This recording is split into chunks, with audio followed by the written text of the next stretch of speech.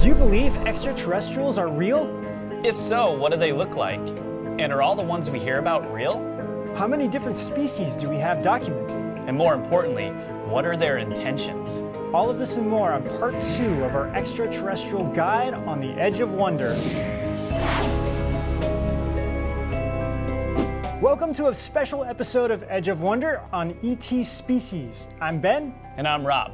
So on our first episode, we covered various ET races such as Archquloids, Pleaidians, Ebens, Mantids. On this one, we're going to be looking at more controversial ones such as ants, Dracos, and the strange case of the Gate 3 incident of the Archquloids. So if you haven't seen our first one, it might be better to watch that first because some races we cover here are connected to the ones there. On these episodes, we decided to create an ultimate guide for you guys on who are these beings from other star systems or other dimensions that are visiting us. There are so many beings, and I mean, we had thousands of pages of documents, but you know what? Now I feel like I seriously have a PhD in interplanetary and dimensional beings. Dr. Ben.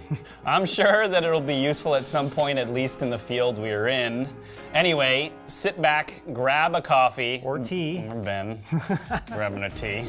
And join us on our second intergalactic journey through the most notable alien races in the galaxy. On to our first species. Jules, take it away. Sirians. Mission: assisting humans on their spiritual path and genetic experimentation. Home planet: Sirius, also known as Dog Star. Alignment: benevolent. To be honest, Sirians are kind of complicated. And why is that? Because the Sirius star system has 3 stars and it's filled with all different types of beings. Some really good and some who have their own agendas, but they all look very different. Luckily, majority of them are benevolent towards humans. However, most of them hailing from Sirius B, the tiny white dwarf star, aren't very nice towards humans apparently. Word on the street is that the culture from these beings have made their way into our society over the 5 million year history that they've been coming to this planet. Most of which was seen in Atlantis during the last civilization. This is the stuff we've all heard about, such like crystal healing and auras and something called subtle bodies, which has something to do with the healing of different parts of the consciousness, which make up different parts of our physical body. Now the type of Sirian that I've drawn here aren't the dark ones from the garbage bin working with the Dracos responsible for the most terrifying abductions of all time. They're the positive beings. And reportedly, these have more of an advanced disposition of compassion and selflessness. They apparently have a larger brain with an extra lobe that allows them much more supernormal abilities, including telepathy and advanced sight.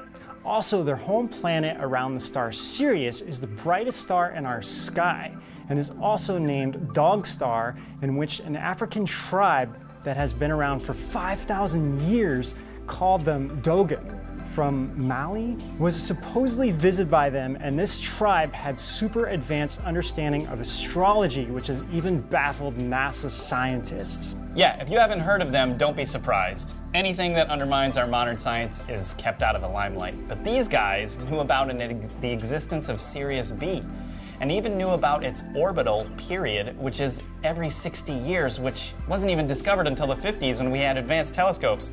They knew about all of this thousands of years ago, or 1,000 years ago, right? To be specific. Yeah. They also discovered the existence of Sirius C, and that their culture was very similar to Egyptian, with similar artifacts and gods worshipped as well, which makes us think that they were both visited by the same extraterrestrials, even though that they were over 2,000 miles away. They also talked about amphibious beings coming from the same star system as the Egyptian god Isis, known as the Numos, and knew about the planets and moons in our solar system. So the next race we're going to talk about, you've all heard of, are the Dracos. Jules, take it away. Dracos. Mission: control and replace the human race. Home planet: Alpha Draconis in the Draco constellation. Alignment: hostile, but some benevolent ones. All right, out of all the ET groups we are covering in these episodes, none are more controversial as the dreaded Draco Reptilians, who come from the Draco constellation, and in their home world is one of the foulest places in the entire cosmos. Now, before we dive into them, there are a lot of different kinds of Dracos. We've been told that some are human hybrids, some are very tall, and some are a hybrid of the Greys. One of the first people to bring these out as we know them today was by Arizona Wilder, who first talked about the shape-shifting reptilians to David Icke in the 90s. In the 90s? Yeah. Now, at the time, everyone thought she was crazy. However, instead of this kind of dying out, it actually got more mainstream, and soon a lot more insiders claimed to have seen them, and now they're a part of the can't say that. Actually, I'm just gonna call them the Illumidonkeys to avoid YouTube censors. So just about all the insiders and ufologists, aside from maybe a few people, talk about them.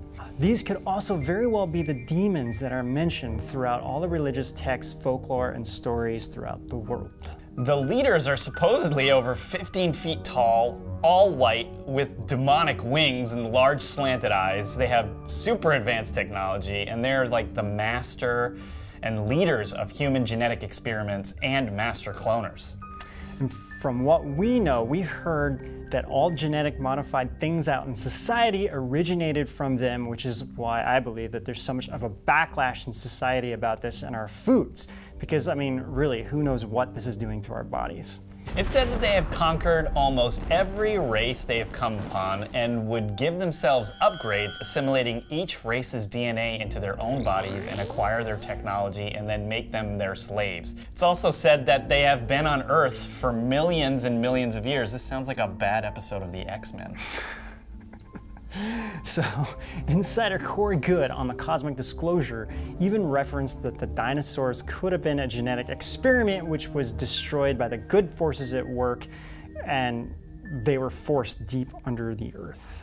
However, what's complicated is that there are a lot of different races and types of reptilians. Black Project Insider and our good friend Emery Smith also said that he worked with some more human-looking ones that looked more like a cartoon, and they wanted to actually help humans.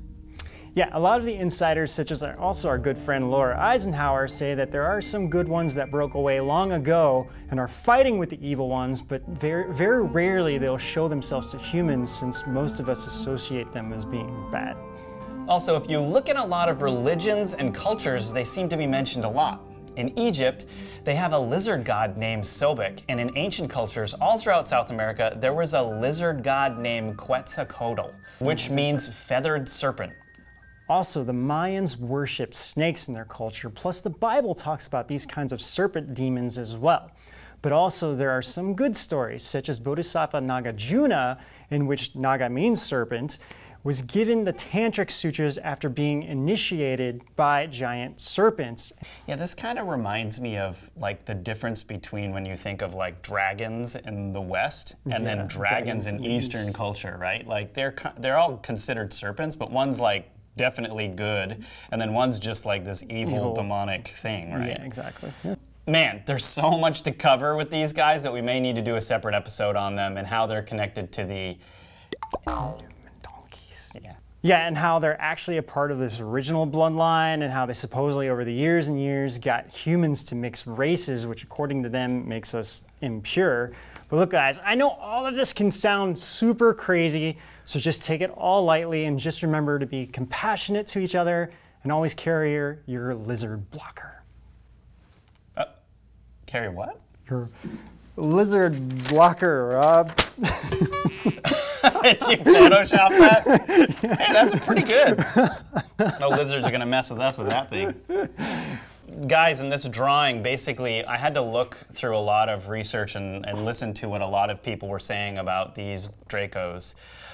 Corey Goods talks a lot about them, different people that have seen them, and what I did is I basically made a compilation of all of those things and put them into the drawing, so that's what you're seeing right here. And on a side note, many of these insiders and people like Corey Good and Arizona Wilder say that the leader of the Draco is a 15-foot albino with wings who goes by the name Pendar. You can't make this stuff. This sounds like a bad comic book.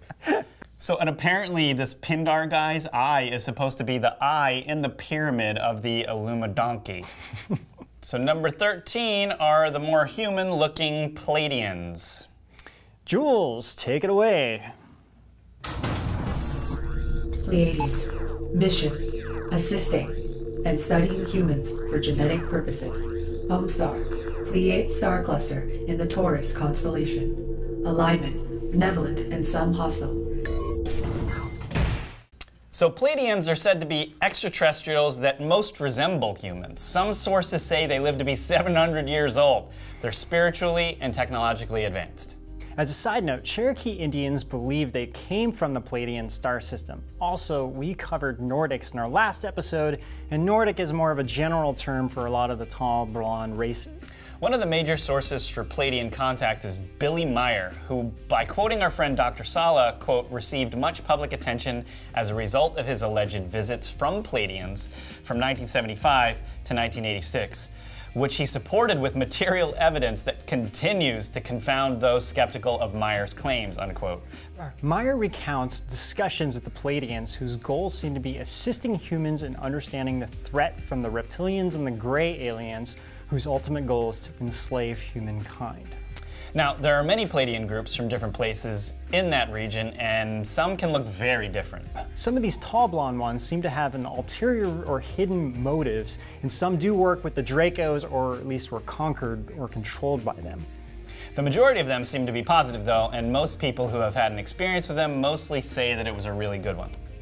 One of the most famous Pleaidians seems to be a being by the name of Lord Ashtar, who's one of the leaders in aiding the human race, which really would be a whole episode if we got into it, so let's move on from here.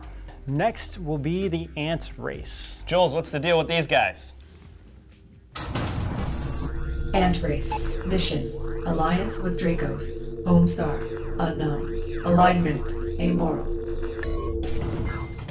So, not too much is known about these guys, but both Emery Smith and Corey Good have both seen them before. Emery said they are similar to the mantids, which we covered in our first episode, and that they have a special voice box that they use to translate their sound into any human language. He had a positive experience with them and also had a very sad one. He said he was working really closely with one, and soon truckloads of these dead ant beings were brought into the secret underground base. He said they were all working deep underground and they were all killed by some branch of the military, and they wanted to know how they died. So the ant Emery was working with connected with their bodies, because I guess it can access the consciousness even after a body has died, and see its memory before death. Emery actually got really choked up while he was telling this story, because he said he felt an overwhelming sadness emitting from the ant he was working with, and said it was the first time ever he felt sadness from an extraterrestrial. Corey said that some of them do work closely with the Dracos, and when he saw that large albino Draco, there were a few of these ant beings standing up and guarding along with the smaller reptilian ones. However, Corey noted that some may be working with them against their will. So the next race we're going to cover is one of the most benevolent races Ben and I came across, and it's the Feline Race. Jules, fill us in. What you got? Feline Race. Mission: assisting humans on their spiritual path. Home planet: Avion, located in the Lyra system. Alignment: benevolent. So out of all the ET races we're going to talk about in this episode, there's probably none more interesting than this feline race that has an existence of over 1 billion years. It is said that they came from a different universe and existed as light, but when they came into this universe, they settled on a planet called Avion, I'm not really sure, in the Lyra system. So this planet was inhabited by a large number of animals that look similar to lions, so it's said that they decided to reincarnate in a physical body as humanoid lions. They soon started to go through different systems, and some went to Sirius. I mean, man, Sirius must be like the real-life Coruscant. That's like the planet that every ET species is on in the Star Wars universe. You'd know, you wear a Star Wars shirt almost every week. So man, that would be cool if we found out that Coruscant was modeled after Sirius. So you guys might be wondering, what are these cat people like? Well, it is said that they are natural-born leaders and are super intellectual and very gentle and, of course, curious like a cat. Okay, so word on the street is, or I should say galaxy, is that these beings are full of compassion, and that's what guides them, and that they're here to protect the human race and lead us and to help us raise our vibrational levels and wake up from our slumber. They're also one of the leaders in the Galactic Federation of Light, but according to Corey Good, the Dracos can't stand them, I guess too much fluffy goodness. And along with the humans in the Galactic Federation, who are actually the Cabal, they put a kill-on-sight order on these felines. Corey also said that they have technology that can make them disappear so as to hide from the bad beings who want to kill them. However, these felines must be pretty awesome because they're helping keep the Dracos underground. Also, they can be found in Egyptian culture. The cat goddess Sekhmet is supposed to be from this race, which is probably why they worship cats as well. So Rob, we're looking at your drawing here, and it looks like I can see some Thundercat reference in your drawing. Well, that and He-Man were of my favorite shows growing up, and maybe that's actually where this idea came from. Thundercats, oh! So next, we're gonna cover the Venusians, which is where Valiant Thor comes from. The edge of wonder. Jules, what do you got for us? Venusians. Mission: assisting humans on their spiritual path. Home planet: Venus. Alignment: benevolent. So this is another one we could do a whole episode on, the case of Valiant Thor, in which we discussed with Laura Eisenhower. Now, some of you guys said we used the wrong photo. There is a debate on which photo is the actual Valiant Thor between Phil Schneider's photo version and Frank E. Strange's version of it. So most likely these are two different beings from Venus, which is why there's some confusion. We went with Phil's for Laura's interview just because some people have debunked the other. Not saying we agree with them debunking that, but the other is that it's really hard to protest against. Now, Val Thor landed in Alexandria, Virginia, and met with the President Eisenhower to discuss the world's problems and offer advice and counsel on how to deal with and eliminate alien beings that were trying to interfere with humankind. Val mentioned to the president that our world would continue to get darker and more wars and economic imbalance would proceed. Now, we heard some say Val left on March 16, 1960 to his home planet Venus, and some say he is still here with his ship at Lake Mead. But he did leave a lot of crew, so it's possible a lot of them are among the humans or within the military helping out. He said that his people lived underground on Venus and that many people dwelled underground in many planets throughout the universe. He also mentioned that aliens would be coming here in droves who would help with the Earth's avalanche of issues. He also said that a distant group of beings from a planetary system would be coming to give aid and data to help the progress of Earth. Val also spoke of Christ's presence in the universe and that it was heartwarming to see his teachings continue. I mean, I'm sure you can say the same thing of Buddha as well. Yeah, didn't we read something that said that some extraterrestrial races said they thought Buddha was the greatest scientist the world's ever seen? I did see that. I don't remember exactly where I saw that, but I did see that somewhere. I forget who said it, but I did hear it somewhere, and it was funny that they used the word scientist to describe him, right? All right, and now to our next one, which are called Orangies. Jules, tell us about them. Orangies. Mission: assisting humans on their spiritual path. Home planet: Barnard Star in the constellation of Ophiuchus. Alignment: benevolent. So not too much are known about these guys, but they were made famous by Boyd Bushman, a former aerospace engineer at Lockheed Martin who had photos that he presented on his deathbed in around 2014. Many people are discrediting him because these photos he has looks like an exact image of an alien toy that's sold in Kmart that was produced before he went public with the images. However, insider Corey Good said that the Cabal will do this kind of stuff if they know something like this is going to come out to the public. So the powers that be would get a company to start manufacturing this. This is why when something like this happens, people wouldn't believe them. But think about it.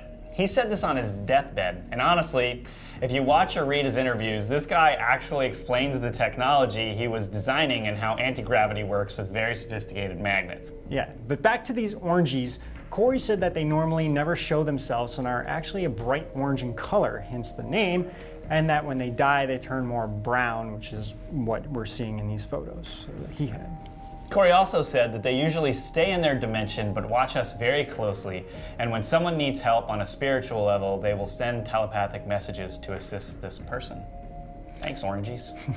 Really, though, we could do something on just Boyd Bushman and this whole thing and on an investigation and all this stuff that he was working on, but... For now, we kind of need to keep moving forward. Yep. So next, we're going to go into an alien being that I like to call a cross between gray aliens and the Wicked Witch of the West, the Archquloids. All right, Jules, what do you got for us? Archquloid. Mission. Controlled by the Ebens. Home planet. Montel in Orion. Alignment. Some benevolent and some hostile. So in our last episode, we went into detail about a group of extraterrestrials called the Ebens, who was the feature of Steven Spielberg's Close Encounter and was part of a top secret exchange program called Project Serpico, and reportedly also the main alien in E.T. So make sure you watch that one before you go into this one.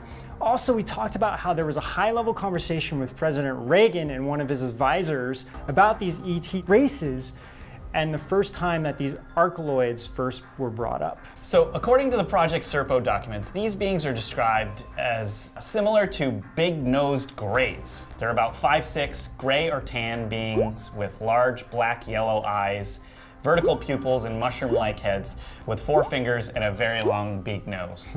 They were actually genetically engineered by the Ebens and were given to the US government for observation and examination by the Ebens.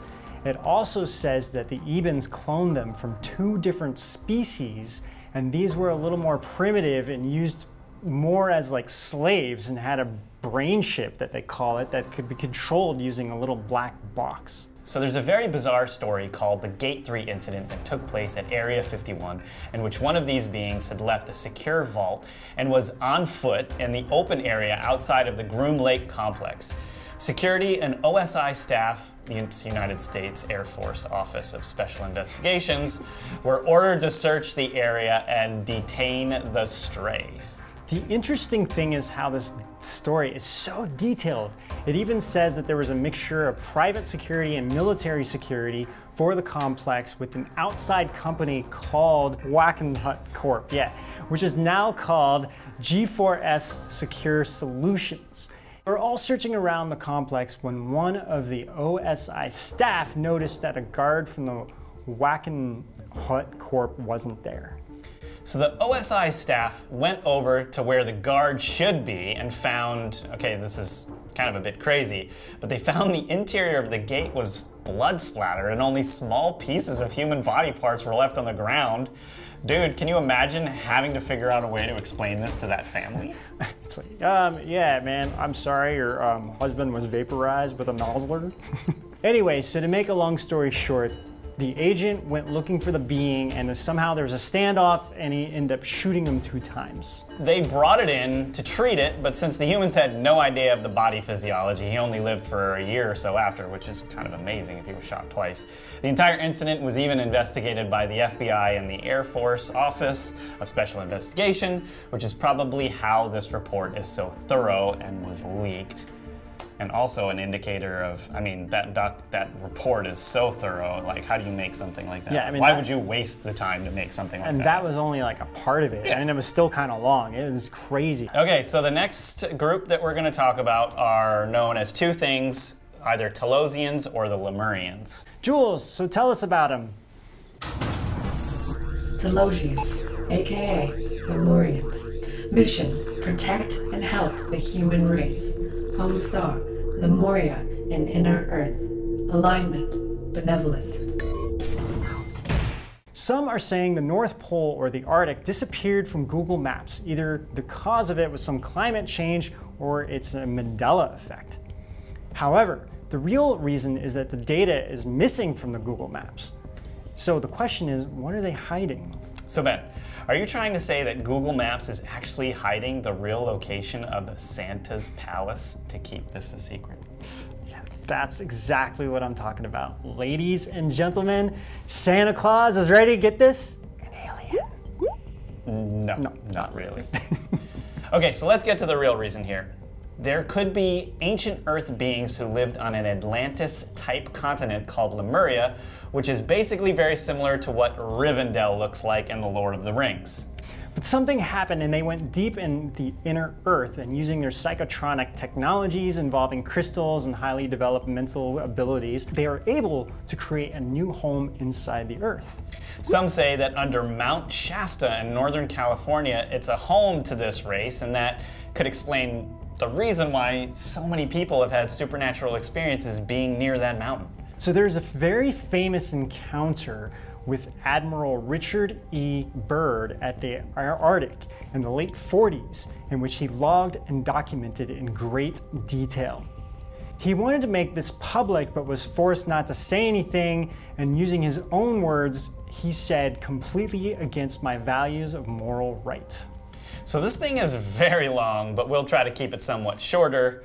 They're flying over the North Pole region when their instruments start to go haywire. They see mountains and snow, but soon they start to see a valley with small river and green everywhere. He says the light is different and they can't see the sun. They see a very large animal below them, and he realizes that it's a mammoth, as he next sees rolling hills and then sees a large shimmering city pulsating with rainbows of hues of different colors. Soon a large disc-shaped craft appears before them. They hear a voice over the radio saying everything's going to be okay and they're in good hands. So they land their plane and he's greeted by a tall, very beautiful blonde woman. She introduces him to their master, and he tells the admiral that he's been summoned there because he's well known on the surface world. This master told him that after all the atomic bombs over Hiroshima and Nagasaki, Japan, they became very worried about the fate of the human race. He said that they tried to warn us before the war, but we wouldn't listen, and now the powers of our world would rather destroy the world in order to get what they want. He said to the admiral, "So now I say to you, my son, there is a great storm gathering in your world, a black fury that will not spend itself for many years. There will be no answer in your arms, there will be no safety in your science. Your recent war was only a prelude of what is yet to come for your race." The admiral asked what he should do. This master tells him that let everyone in the surface world hear these words, and later tells him that when the time arrives, we shall come forward again to revive your culture and your race. Now, why didn't we hear about this before? Well, blame it on his superiors, who in his own words, "I am placed under strict control via the national security provisions of the United States of America. I am ordered to remain silent in regard to all of that I have learned on the behalf of humanity. Incredible." He wrote this and signed it before he died, and the last thing he said was, "Just as the long night of the Arctic ends, the brilliant sunshine of truth shall come again, and those who are of darkness shall fall on its light, for I have seen that land beyond the pole, that center of the great unknown." Beautiful. Interesting. All right, so this one's very interesting, the Aquaferians. So yeah, next we're on to the Aquaferians, which sound exactly what they're like, water-type beings. Jules, hit us with the last one. Aquaferians. Mission. Help the human race. Some want human DNA experimentation. Home star. Pleiades star cluster and the Taurus constellation. Some currently reside within Earth's ocean. Alignment. Some benevolent and some hostile. So this is more of an umbrella term for aqueous beings that hail from the Pleaidian system. They started in Pleiades, and of course, like all beings, seem to migrate to Sirius, or at least some of them did. So here's the interesting thing. We mentioned the South African tribe called Dogon, and they have a name for these mermaid-type creatures called Nomo. It seems like these beings came here long ago and decided to make Earth their home. So this would also explain all these myths and legends of how maybe mermaids came about. I mean, we covered a lot of these in our second episode ever about mermaids, but at the time, I mean, I didn't even think to relate it to ETs at the time. We weren't as deep in this as we are now. Also, there's been secret reports of naval sightings of underwater city-type places that you can supposedly see in Google Maps. We could do a whole episode on that. No, we could. We can do a lot of episodes. Yeah, let us know if you want us to. Plus, all throughout Japanese culture, they talk about these beings and even have bones on display of some of them. So, okay, let's get into what these are like. So some can look like fish from the waist down and human waist up, and vice versa, or like a human eel. Emery Smith said some can look like dolphins, which is what I drew here, with large mouths that go all the way up to the ears and lips like a grouper fish.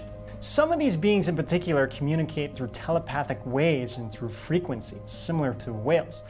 But Emery said that it's very painfully slow to talk to us. And these dolphins in particular, their brains are 3 times larger than ours, and they speak about 10 chirps a second. Some can also look like manatees, which are pretty obese and have these little hands that they can't use, but they are very strong and funny looking and can be almost like 8 feet tall.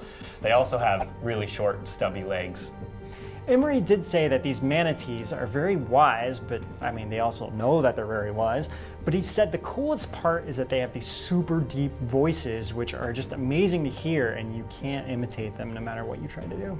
Corey Good did say that there are some scarier type ones that do live in our oceans and conduct their own genetic programs, and if you happen to be around these, they'll actually grab you and pull you into the water. Apparently, they're not fond of humans. Well guys, these are some really intense episodes that we covered, and you guys probably have a lot of questions, so we could do a live Q&A about this in the future, especially about these genetic programs.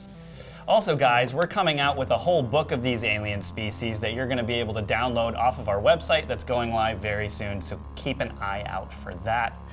And don't forget to hit like or subscribe, please. We can really use your support, and remember to hit that notification bell.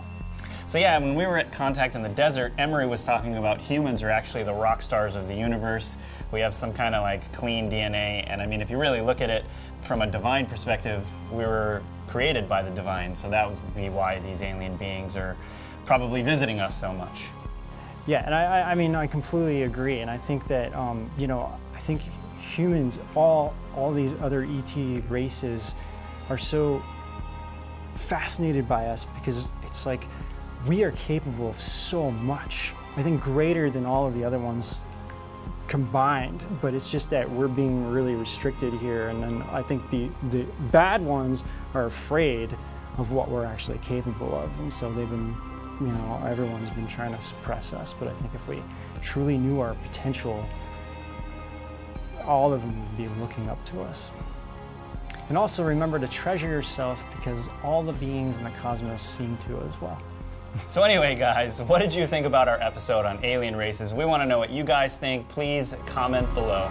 Until then, we'll see you guys out on the edge.